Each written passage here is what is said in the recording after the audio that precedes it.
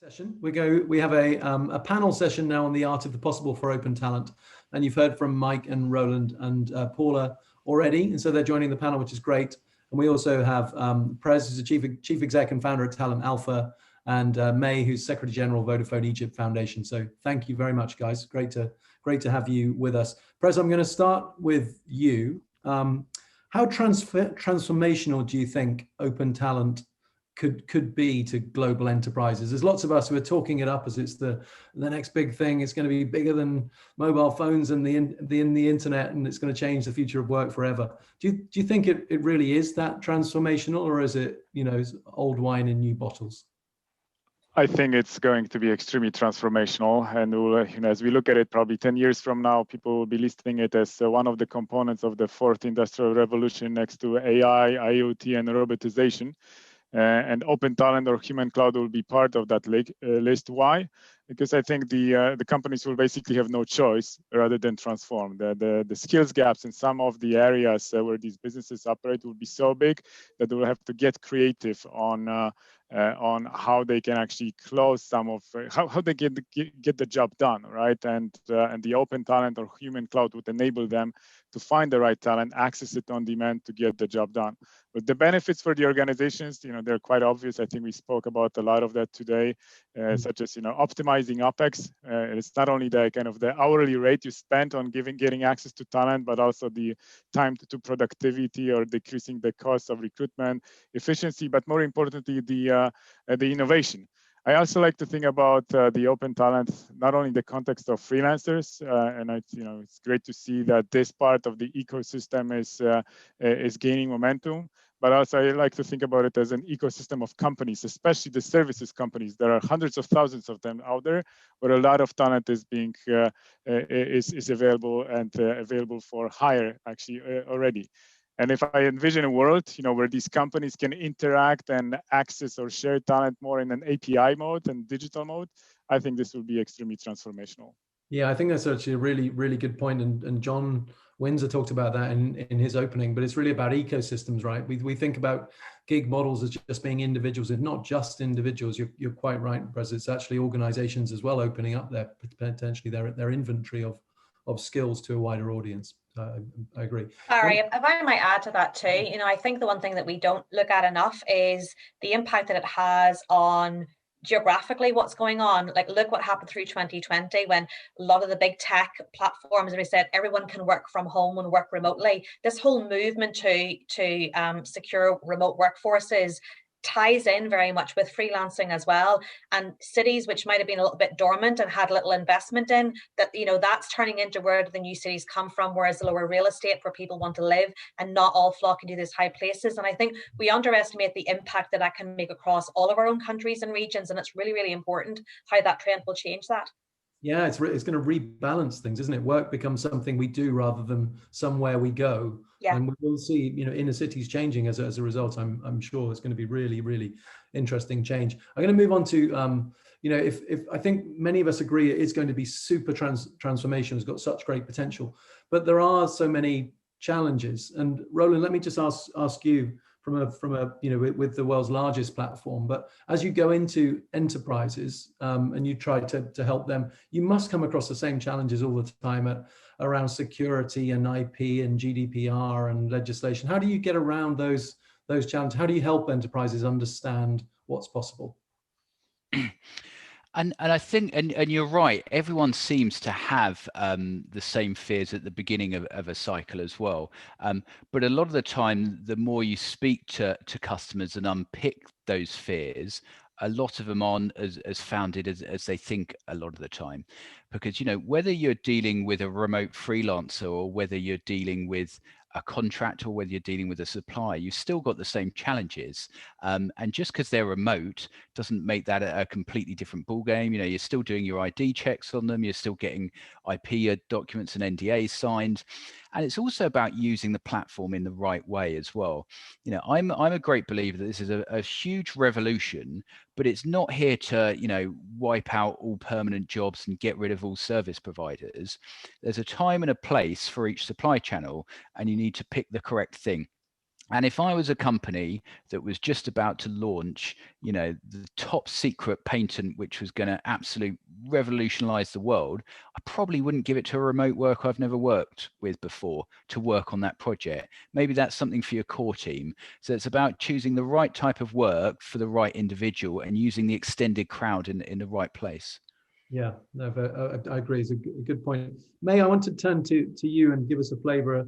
And it seems to be there's so much going on in Egypt in the open talent space, which is great. And in your role at Vodafone, can you just bring to life what's happening there and how you're supporting the open talent economy? Thank you, Barry. So I was really, really happy to see Etida's case study actually and see how similar it is to what we're doing as well. So in Egypt and everywhere around the world, I believe the freelancing websites have seen a huge surge in the past period, and this multiplied massively during COVID. However, in Egypt as well, not only that, the government has been putting a lot of effort to ensure that the freelancing jobs are getting good movement as well. Just to give an example, the Ministry of Communication as well has launched a campaign during COVID that was called Work from Home. And we were part of that. We believed that with our reach as Vodafone, so currently we almost serve half the Egyptians, which is 44 million customers.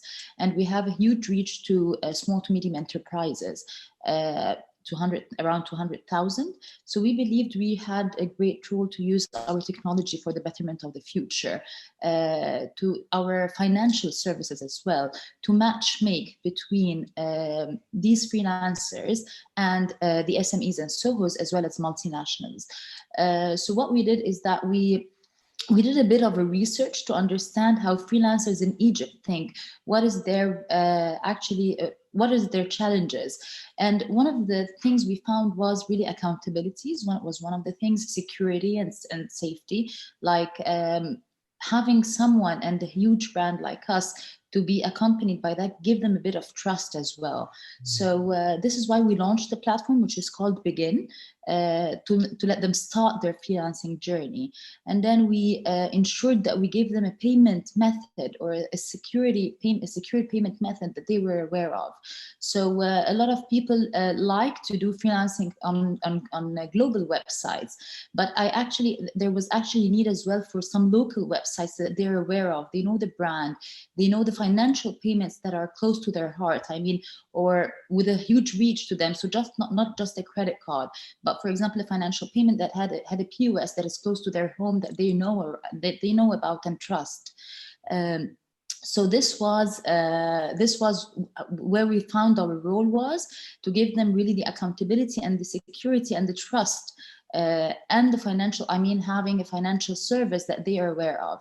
So we launched Begin in partnership with as well the Ministry of Communication, and we had a training platform linked to it. So just like Etida, we were saying, we wanted to have a complete journey where they can upskill themselves and then start the freelancing job. So we didn't do that only, we're also starting to promote to SMEs and SOHOs to start posting their freelancing jobs. So in the coming month, for example, we would be compensating or substituting the jobs that will be posted for the first time from each and every corporation or SME and SOHOs. We would be paying 50% of it to start promoting that the companies and the SMEs and SOHOs put their freelancing, jobs and post it on the platform. We also walked the talk, and we started the first couple of jobs that were posted on our platform were jobs by Vodafone Egypt themselves. And we're partnering with other multinationals in the coming couple of months to ensure as well that they're aware of the freelancing talent we have in Egypt, and they start using it when they're doing their jobs or hiring for talent as well. Excellent. So it's great to see Vodafone really taking a lead in developing open talent in Egypt. It's really impressive to see. Somebody asked a question on the chat earlier about other areas, other geographies that aren't seeing such an increase in open talent or a rise in freelancing, and maybe it requires other multinational global organizations to take the lead like Vodafone have done. And someone gave the example of different areas in Africa that that aren't seeing a rise in freelancers. And I wonder whether anyone has an opinion on how we encourage freelancing in some different areas of the world. We see it in hotspots, but there are some others that we don't see it. Is it a role of government, or is it a role of global organizations? What do you think, Mike? What's your thoughts on that? Yeah, thanks. I think there's a couple of answers there. I mean, certainly there's things that are out of our control, and I may put the government one into that. I also would put the educational environment of the area into that. In our business, we see hotspots that are usually aligned with one of two things: either the educational pedigree of that area, right? So if you're high-end math or in science, then you're going to be more in that developer, algorithmist, data science area. So we can map a lot of that back to that. But the other one, which I think is cultural. So cultural is like, for instance, in creative work that we do, Indonesia, the Philippines, amazingly strong, like statistically off the charts in terms of their the talent that comes from that area of the world. And I personally think that's more cultural. So my answer, these platforms do provide access to, most of them provide access that's not geographically filtered. I think that if you want to get it growing in a certain area, you have to provide beacons, and beacons could be success stories. Success stories and examples. Another way to do it is via educational and academia. So, that's another way to get it spread. We entered Japan, very difficult to enter that market. It was probably 10 years ago. And the challenge was cultural communication, many barriers, and we found a couple of really good evangelists inside of academic institutions, and we went from tens to hundreds to thousands to tens of thousands of participants within a very short period of time. And it was really just a partnership with that organization and a few people that really were highlighted as industries. And we had a similar thing in Poland. A couple of top competitors came from Poland, and they became really well known. So those become beacons. But I would go back to my beginning there. I think the educational pedigree of the area is one important thing to consider, right? And then the other one is, culturally, how well is freelancing respected as a profession? Yeah, absolutely. And I think that's a really important point, actually, that I really wanted to cover off in this conversation, is that freelancing doesn't always have a good reputation, right? When we think of the gig economy, often we have negative connotations associated with it. And for all of the millions of people on platforms who are doing very well, there are also millions of people on platforms who are not doing very well and not finding this golden land of opportunity that we all talk about. What role do you think platforms have in looking after the community members that aren't getting the work, that don't have the skills, or indeed do platforms have a role in that? You want me to take that? Whoever it was, go for it, Mike. You start. Yeah, I mean, I'll be real quick, but no, I think platforms have a responsibility in this, and I think that there's a lot of work to be done in terms of work distribution being fair. So that's how I kind of look. I use that word. It's work distribution being fair, and we've done a lot of work in like things like, hey, how can we remove bias from some of because it still exists even in a completely digital platform. It still exists, and even like I said this in one of my answers in the chat, but even if you try to model a new experience that's completely digital, that's based on algorithms, that should be free of all bias, you still fall into it because the data we have historically is full of bias. And so it's very difficult to get out of this. And I think platforms have a very important role in this, is to figure it out, to work on it, to collaborate. This is an area that should be collaborative across multiple platforms. I'll stop there. Yeah, no, I think I totally agree. So, does anybody else have a view on that, just to conclude things? I was just going to say, I think some platforms take different approaches. I think if you're a hyper specialized platform, sometimes the value you offer is curating only the very best few people in a certain market, and that's fine as a business model. And then perhaps, it's not your responsibility to let people in who don't meet that level. For us, our approach is very different, and we let everyone into the platform, but then help to give everybody opportunity and hopefully give them the tools to develop themselves and let talent shine up. But our responsibility is to be fair and let talent shine. I think we'd love to get everyone a gig in the world, but we can't do that. We need to connect the best talent with the enterprises and the businesses that want it in a fair way. It's a market, right? And the talent will rise to the top. You've got 50 million people, as you said earlier, on your platform. It's difficult to look after them all. And I think, as somebody said in the chat, I think organizations like John's Open Assembly have a role to play in setting standards for platforms to obtain professional accreditation, but potentially. But it's a wild west out there in many ways, right? There are hundreds of different platforms. It's not regulated. They can set up in a matter of days.